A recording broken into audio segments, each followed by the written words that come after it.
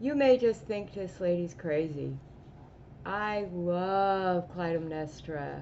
She's amazing.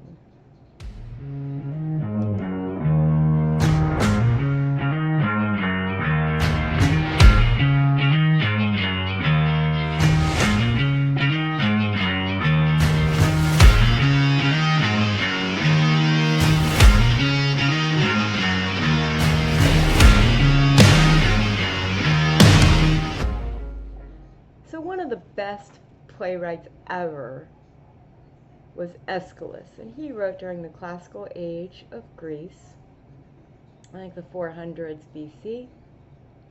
And one of the things he wrote was a trilogy called the Oresteia. It begins with this amazing play. It begins with this play called Agamemnon. So Clytemnestra had been waiting back at home in Mycenae for 10 years.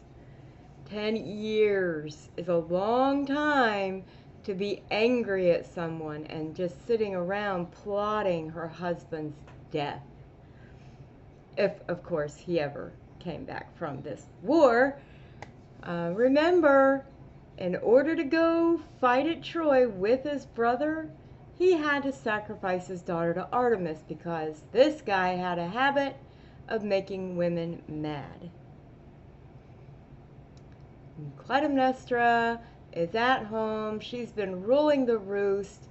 There's a chorus of elders who come out. They open up the stage with their parados, and they tell us about what's been going on, that Zeus still has power over everybody, and these guys, they're too old to go into battle. They start out, as they say, crawling, and then they walk on triple feet, meaning they have a cane. And when Clytemnestra's watchman, who also had been sitting on top of the house for a very long time, he's not allowed to sleep, he tells us he's not allowed to take a break. I don't know how he goes to the bathroom or whatever, or if they change him out. But finally, off in the distance, he can't believe it, he sees a big fire on a torch. This is the symbol he's been waiting for, that the war is over and the men are all returning home. So he comes and tells Clytemnestra this. Clytemnestra comes out and she has these interactions with the chorus. It's called a stichomusia. Basically, it's very quick, back and forth, boom, boom, boom, boom, boom, like you would have in a debate. It brings a lot of tension to the forefront. And also, in her arguments, if you will, or debate, discussion with the old men of town, we get a lot of dramatic irony, ironia. This irony today is not at all the same as dramatic irony. This means that people on stage, such as the chorus, they're a little naive, or they don't really know what's going on, but the audience knows all the underlying stuff, all the things that Clytemnestra is keeping to herself.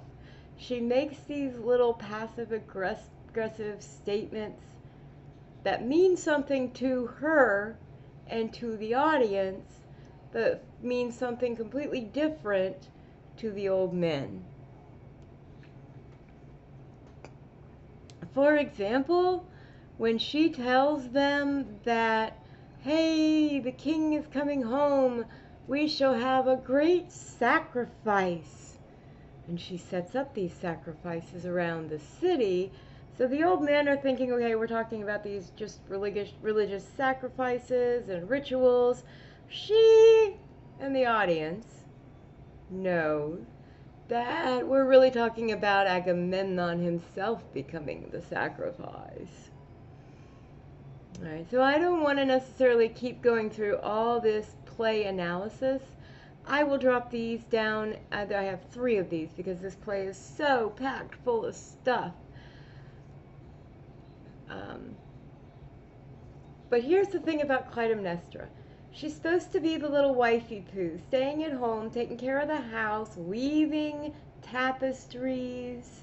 We all know that women are just overly emotional. They can't contain their fears, their anger, their happiness, none of that, right? That women are also quite cunning and dangerous because they trap men with their feminine wiles. And Clytemnestra is none of this. She has been in charge of the roost this whole time. She demonstrates it in her speeches. She is the puppet master. So does she actually engage in any of this women's work? We don't really know. They don't tell us that. But she does use the tools of women, these tapestries and a net. She uses a net to ensnare him, which is also interesting because you ensnare a person with your words and actions. So everything that goes on in this play, you have to look at it from more than one angle. She convinces the old men, all right, fine, the war's over, you're right. She tells them how she set up the entire thing, starting with the fire torches in Troy that would light when the war's over, and then from a distance another group would light one, and another, until it got all the way to where the watchman could see it from the top of her house. She gave a detailed timeline of how this happened and exactly which places she had placed these torches. This isn't just to fill up space, it's to show how brilliant she is and how she controlled the situation. So she becomes like a king, and these men really don't care for it at all. So Agamemnon finally does show up, and he brings with him a little surprise. If you remember anything about Troy, you know that all the men got their booty, they got their prizes that were doled out to them by the rest of the men. You know, and the men would base this on who was the greatest, who was the bravest, you know. That person would get the most. So Agamemnon comes home with this pretty little priestess of Apollo named Cassandra. Now, Cassandra was prophetic, and the prophecies she gave were true, but because she had scorned that particular god, he made it so that no one would believe anything she said. Now she comes home to a different, well, she's not home. Agamemnon comes home, brings her with him to a different land. She is his concubine. And let me tell you, Clytemnestra is not happy about that. But, let's face it, Queenie, she's been hanging out with Agamemnon's cousin, Aegisthus, if you remember Aegisthus from some of the other stories. Those two, Agamemnon and Aegisthus, most definitely don't get along. So Agamemnon gets out, and he starts to walk towards his house, and he says, whoa, whoa, whoa, wait a minute, what is all this?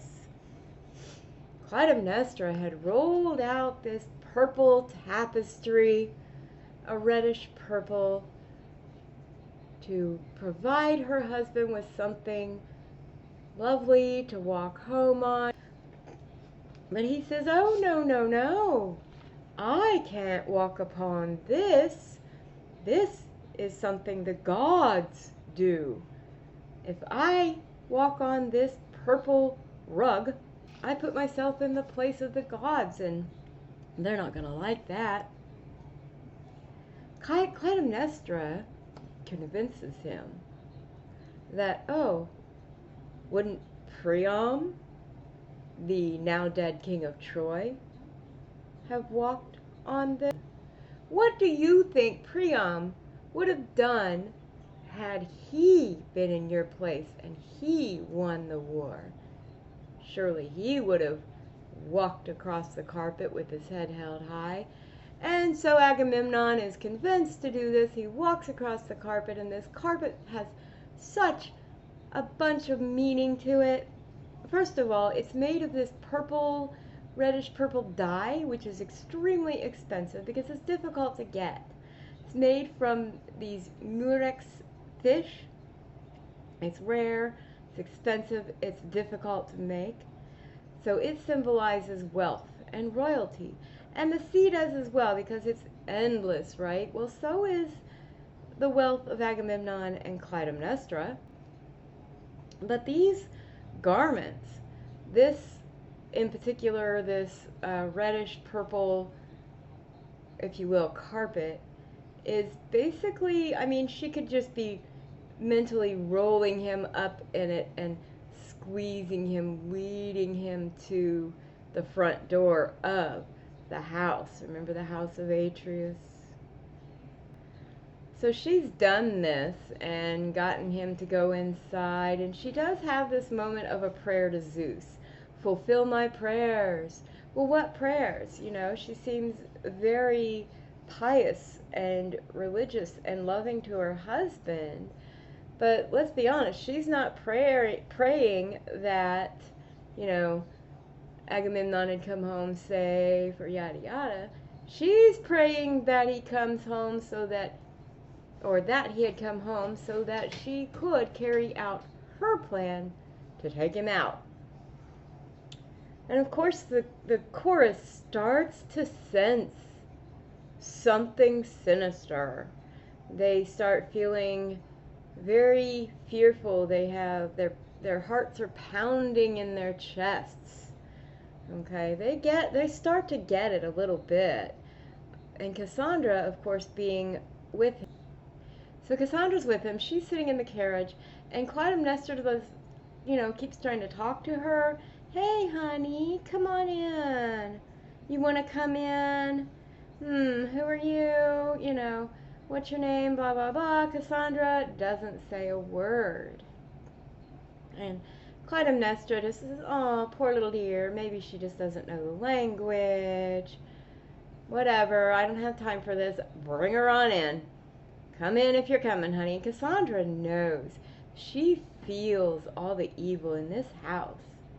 She senses it, and she starts rattling it off about the evil in this house, and if it could speak, what horrid things it would tell. But she walks up and goes through the door, knowing exactly what's going to happen to both her and Agamemnon. And then we have this cutscene, as you do, and you hear Agamemnon screaming from inside. Clytemnestra had drawn him a nice bath, and he's soaking in his tub, relaxing, when she comes up and just starts stabbing him. Stabs him to death, and blood's running everywhere.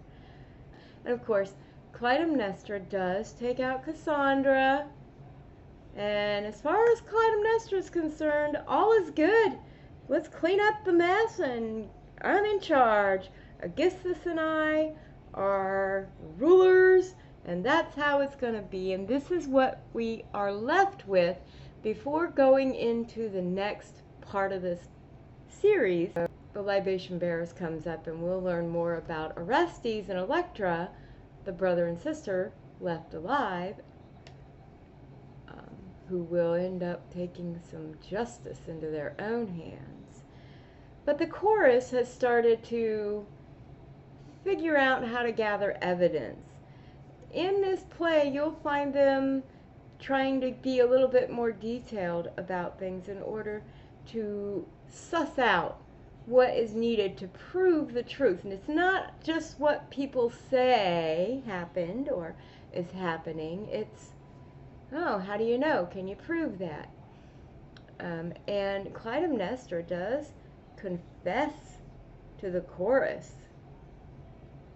And that's how the case is until we get to the next part of the play. There she is, my hero, Clytemnestra, the first axe murderer, right? Even though she stabbed him with a knife. Anyway, if you like these kind of stories, and if you like to learn Latin along with your mythology, check out my website. There are some free materials and some other resources there for you to use, either if you are on a journey to learning Latin, or if you're a teacher or in homeschool